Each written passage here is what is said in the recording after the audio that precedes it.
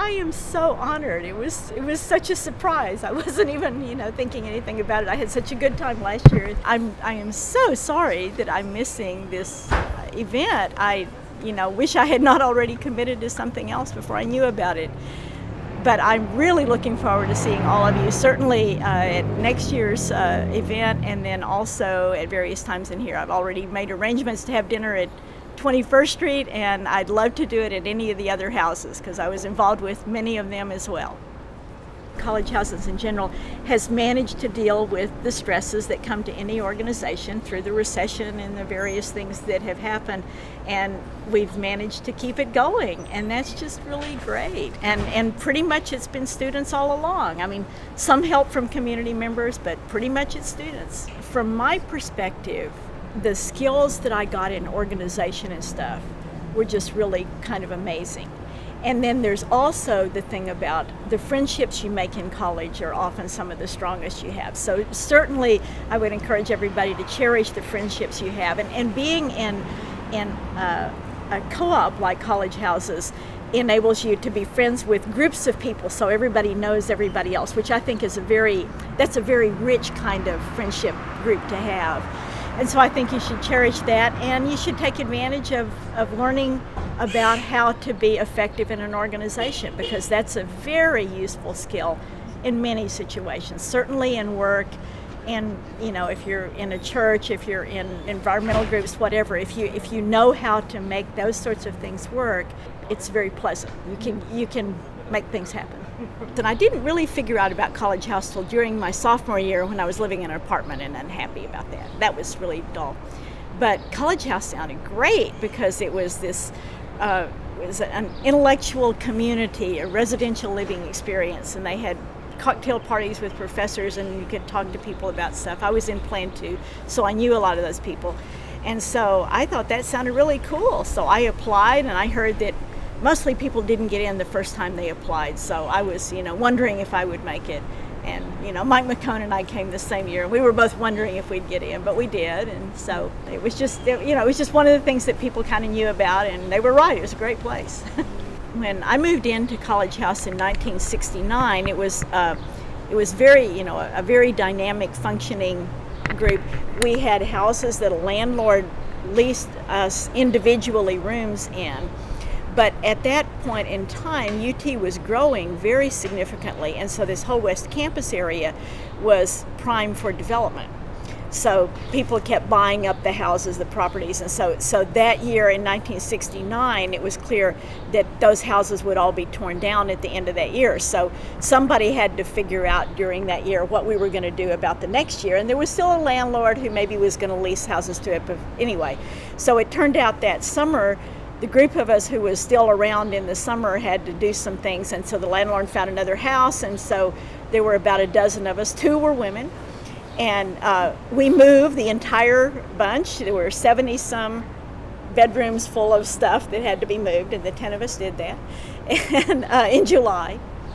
And so the second year it was still College House in pretty much the same form, but in a different set of houses that were not nearly as attractive as the first set. It was also clear that those weren't going to last forever either. So through all of that, it became very clear something had to change. And Mike McCone was around then, and various ones of us would talk, and he figured out about that federal loan program that we wound up getting a loan for, and so he managed to pull it off that we got a loan. And in the meantime, we got the ARC, which had been a women's dorm, and women's dorms weren't as popular those days as they had been a little earlier, so they were hunting somebody to run it, and we run that. There were a number of us around who were interested in keeping it going, and Mike figured out the financial expertise and political expertise to make it happen. Well, I think if we had thought about it carefully, we would have been scared. There wasn't really any choice, because there weren't landlords who wanted to play that particular game anymore of leasing out individual rooms to people. For one thing, actually, the whole business about men and women sharing rooms and sleeping together and stuff was sufficiently controversial that landlord-type people didn't want to be officially responsible for that. So people needed to take over. And so, we just did it. It seems like most of us at that time, although maybe it was just the dozen of us who were hanging around and doing this, we just assumed that if there was anything that needed to be figured out, we'd figure it out. And more or less we did. And actually, now that I'm 40 years later and have the experience of adulthood, I think that that's what adulthood is. It's just, you figure it out, whatever it is that needs to be done. And we just kind of got started a little earlier.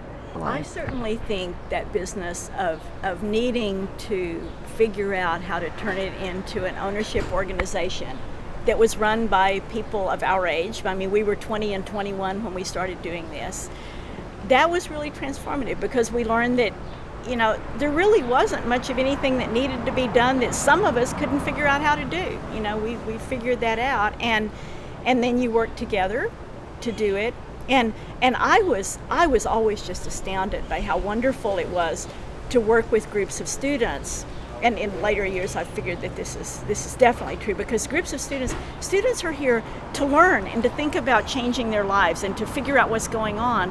And the students, there were always students who were interested in learning stuff and how you make decisions as a group and how you keep everybody reasonably happy with it. You are polite to people and all those sorts of things, and you figure out how to build consensus. And I think that's a really transformative thing. And I think so much of what I learned here, you're never going to learn it in a classroom. You need to learn it in an experience, and housing gives you one of the best experiences of that, because you've got to live together. So you do have to get along.